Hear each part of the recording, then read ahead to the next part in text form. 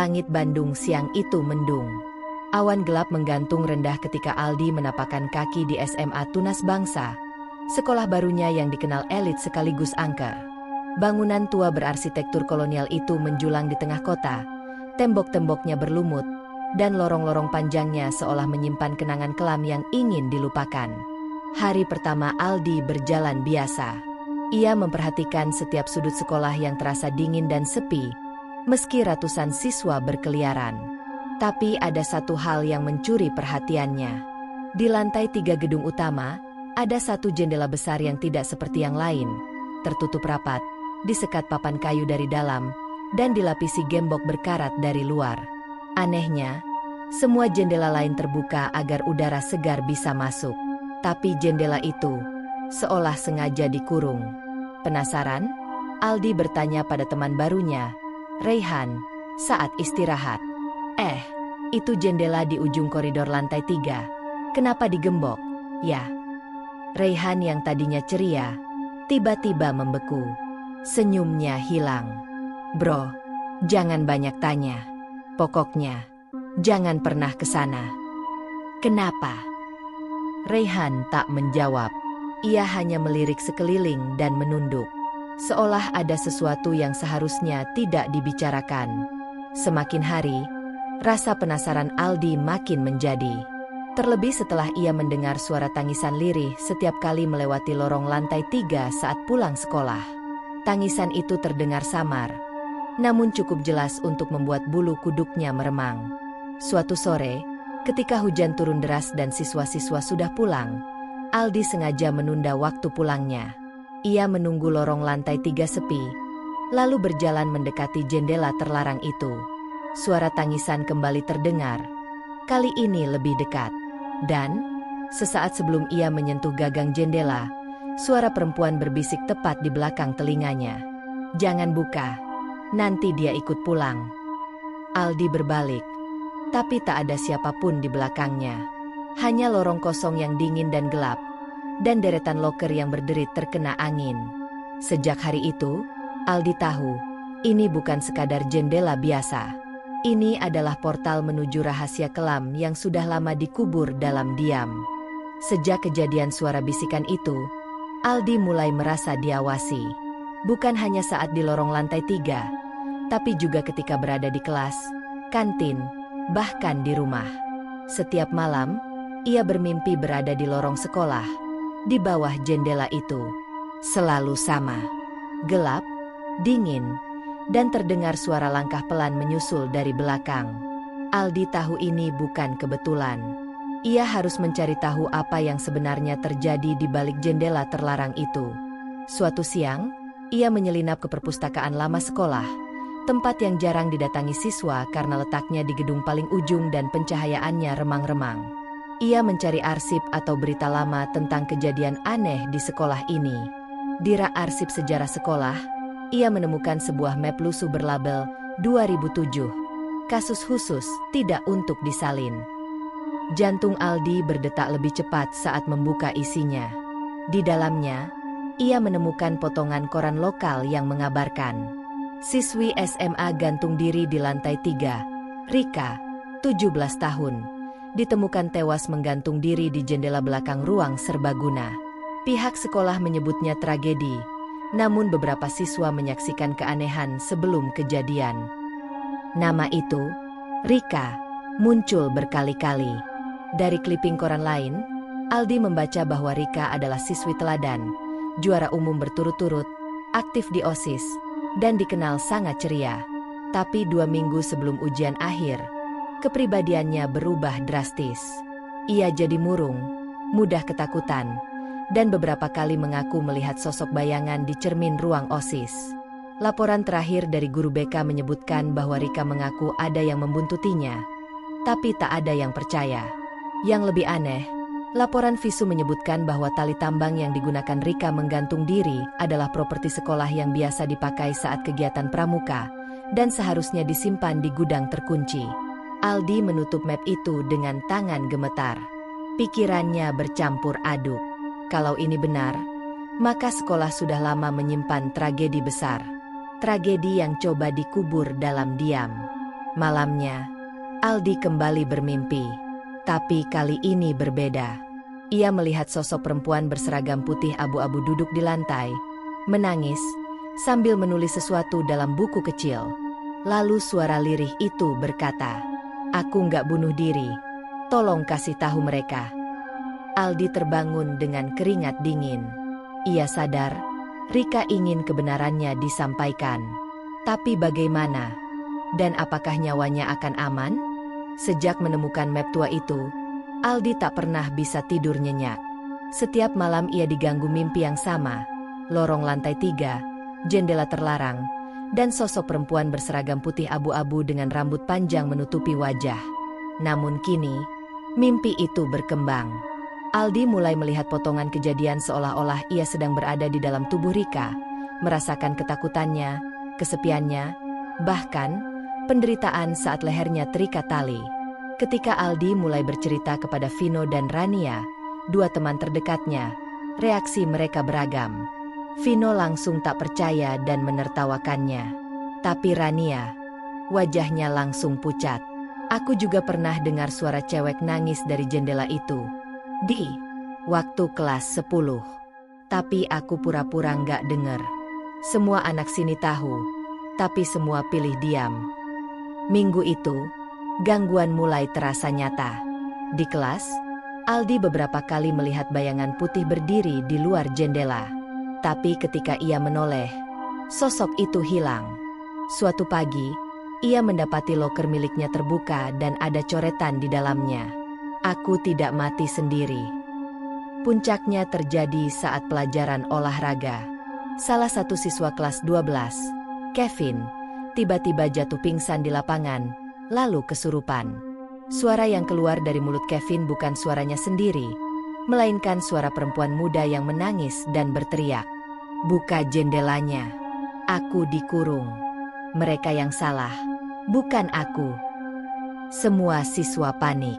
Guru agama memimpin doa, dan setelah beberapa menit, Kevin siuman dengan tubuh menggigil. Ia tak mengingat apapun, tapi terus-menerus berkata, "Dia di sana. Dia belum pergi." Setelah kejadian itu, kepala sekolah mengeluarkan larangan keras untuk siapapun mendekati lorong lantai 3 setelah jam pelajaran. Bahkan satpam ditempatkan di ujung koridor tiap sore. Tapi Aldi justru makin terdorong untuk bertindak. Ia merasa ada sesuatu yang ingin disampaikan Rika, dan itu belum selesai. Malam itu, saat sendirian di kamarnya, lampu tiba-tiba padam. Laptop Aldi menyala sendiri. Layar menampilkan satu kalimat dengan font usang. "Kamu sudah terlalu dekat. Aldi, jangan mundur." Suasana kamar jadi membeku. Dari cermin, Aldi melihat pantulan sosok perempuan berdiri tepat di belakangnya, menunduk, dengan wajah membiru dan lidah menjulur. Ia berteriak, tapi yang terdengar hanya keheningan panjang, seolah malam ikut menyaksikan bahwa batas antara dunia mereka dan dunia kita sudah mulai kabur. Aldi tak bisa menunggu lebih lama. Setelah semua kejadian aneh, kesurupan, mimpi buruk, dan pesan-pesan misterius, ia yakin bahwa arwah Rika sedang berusaha menunjukkannya sesuatu. Dan satu-satunya cara untuk memahami semuanya adalah dengan membuka jendela lantai 3. Malam itu, hujan turun pelan. Langit Bandung gelap tanpa bintang. Aldi, Vino, dan Rania diam-diam menyelinap kembali ke sekolah. Rania sempat menolak, tapi akhirnya ikut karena rasa takutnya kalah oleh rasa penasaran. Dengan senter kecil dan satu kunci yang berhasil Aldi curi dari ruang kepala Tu, mereka menyusuri lorong gelap sekolah, menuju lantai 3. Setiap langkah mereka menggema, seolah lantai tua itu mengaduh kesakitan. Suasana sunyi mencekam. Bahkan suara jangkrik pun tak terdengar. Begitu sampai di depan jendela terlarang, Aldi mengeluarkan kunci dan membuka gembok tua yang menggantung sejak bertahun-tahun. Gembok itu berkarat, berat, dan berderit keras saat terbuka, seperti membangunkan sesuatu dari tidur panjangnya. Saat papan kayu dilepas, angin dingin langsung menyapu lorong. Lampu neon di ujung lorong berkedip sesaat.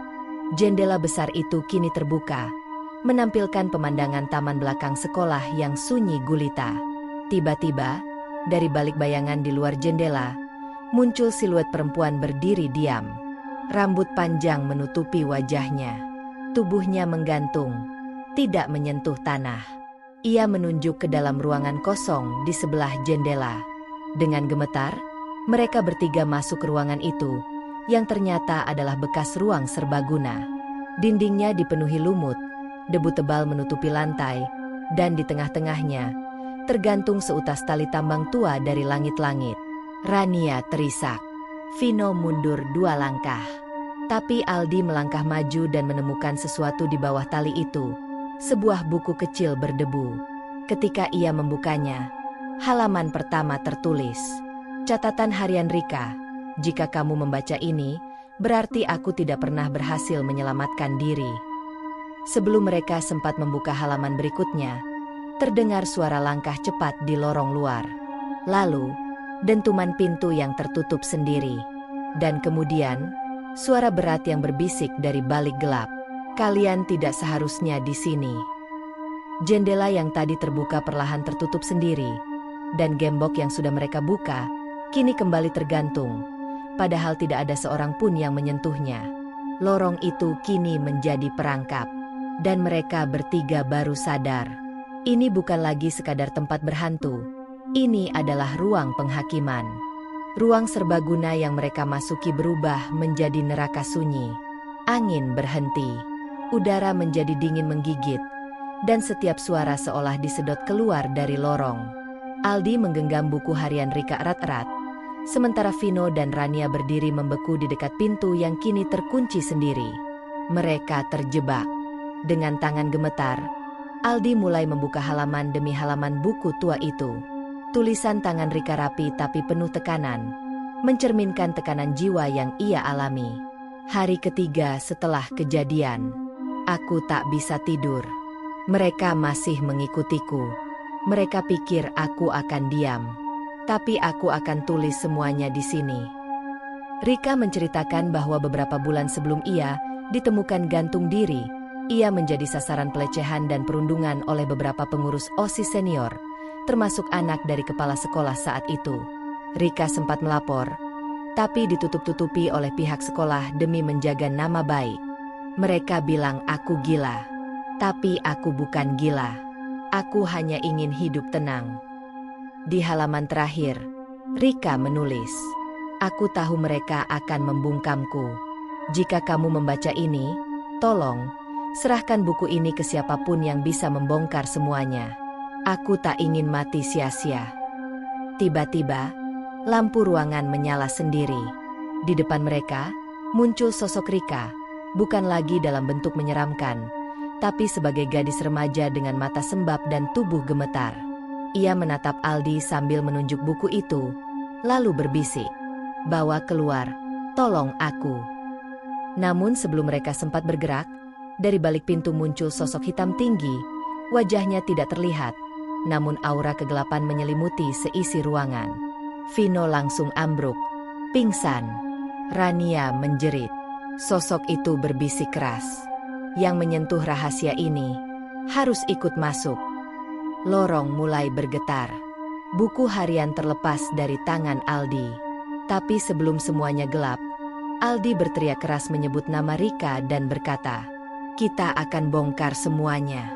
Kamu nggak sendiri lagi." Saat itu juga, sosok hitam menghilang. Cahaya kembali. Pintu terbuka. Esok harinya, Aldi menyerahkan buku harian itu ke jurnalis lokal, dan tak lama kemudian, artikel investigatif tentang kasus bunuh diri Rika meledak di media. Beberapa nama besar disebut. Kasus dibuka kembali. Kepala sekolah lama dimintai keterangan. Namun, sekolah itu kini benar-benar sepi. Jendela lantai 3 tetap tertutup, tapi gemboknya hilang. Dan malam-malam tertentu, beberapa siswa yang lembur atau kebetulan lewat mengaku melihat seorang siswi berdiri di balik jendela itu, tersenyum, lalu menghilang. Aldi sendiri tak pernah kembali ke sana. Tapi setiap malam, ia meletakkan buku harian itu di atas mejanya. Sebagai pengingat bahwa kebenaran bisa dibungkam, tapi tidak selamanya.